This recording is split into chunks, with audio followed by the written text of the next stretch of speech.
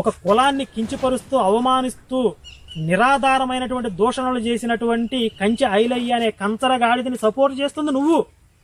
కుల పిచ్చ నీకు ఉంది, కుల గజ్జి నీకు ఉంది.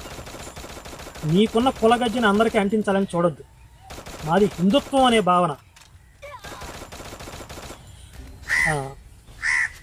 నెక్స్ట్ వీడు ఇంకేదో మాట్లాడాడు.